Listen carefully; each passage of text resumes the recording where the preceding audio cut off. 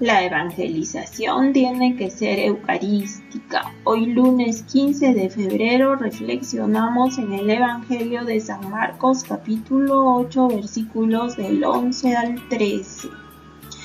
Y salieron los fariseos y comenzaron a discutir con él, pidiéndole una señal del cielo, con el fin de ponerle a prueba. Dando un profundo gemido desde lo íntimo de su ser, dice: porque esta generación pide una señal, yo os aseguro, no se dará a esta generación ninguna señal.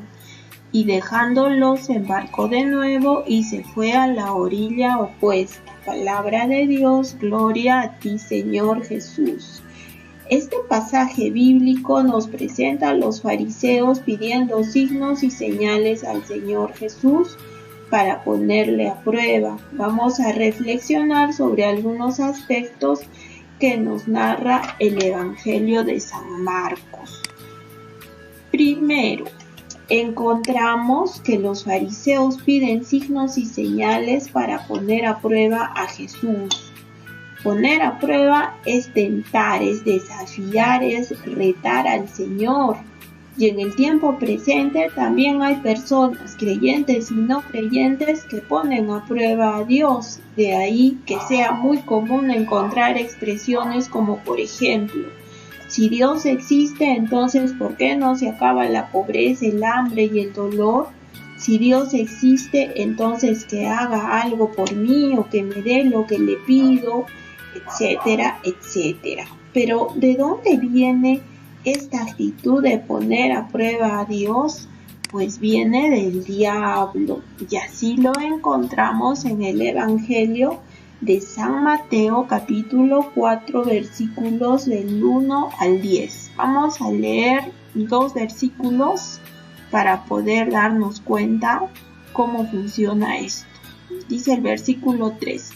Entonces se le acercó el tentador y le dijo: si eres hijo de Dios, ordena que estas piedras se conviertan en pan. Y el versículo 6, y le dijo: si eres hijo de Dios, tírate de aquí abajo. Encontramos que el diablo, para tentar a Jesús, utiliza el modo condicional.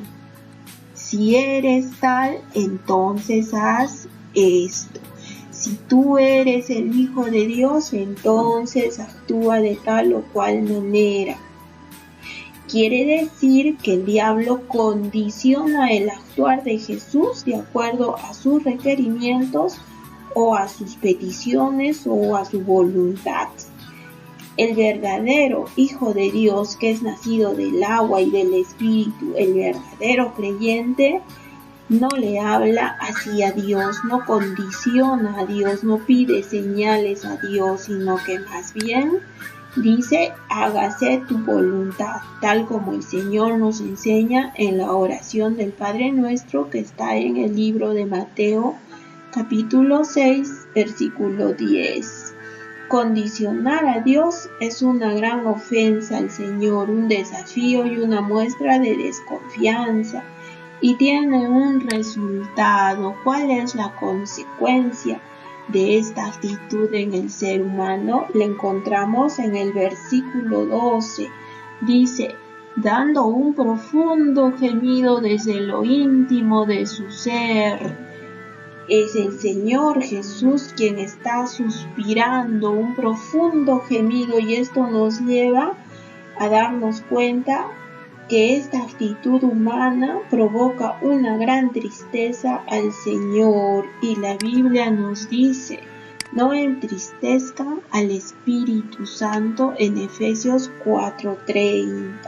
No entristezcamos al Señor con nuestras peticiones, nuestras actitudes, nuestra falta de fe o nuestras condiciones cuando le pedimos signos y señales al Señor. El tercer punto que vamos a ver es cuál es la respuesta del Señor Jesús.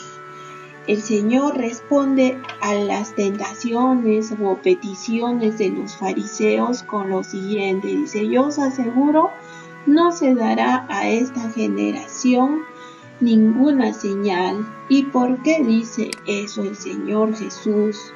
Pues porque todos los signos ya fueron dados, todas las señales ya fueron dadas por Dios.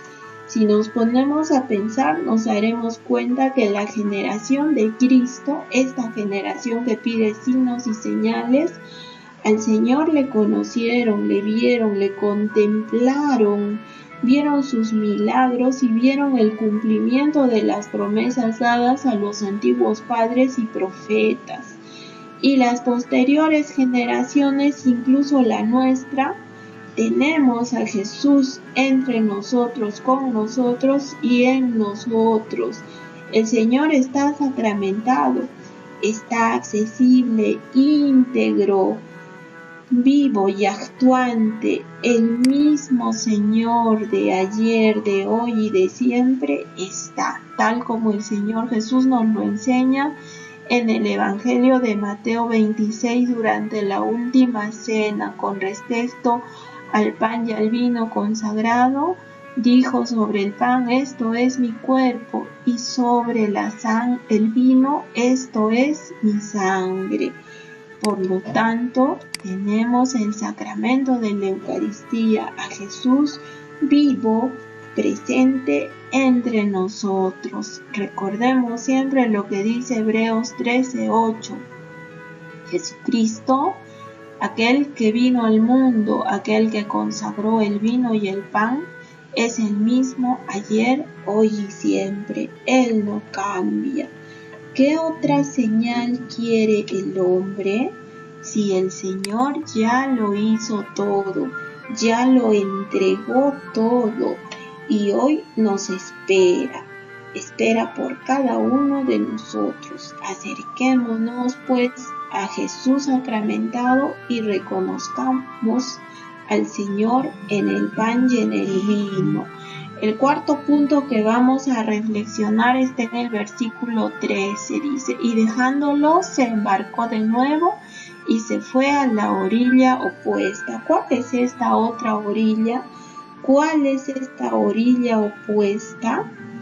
La actitud de pedir señales a Dios tiene una consecuencia, y es que hace que nos alejemos de la gracia de Dios. Y el Señor se va a la otra orilla, es decir, se va al lado opuesto de los que no tienen fe. Ponte a pensar y a reflexionar. ¿En qué orilla estás tú? ¿Estás en la orilla de los que tienen fe o estás todavía en la orilla de aquellos que no confían y andan pidiendo señales al Señor?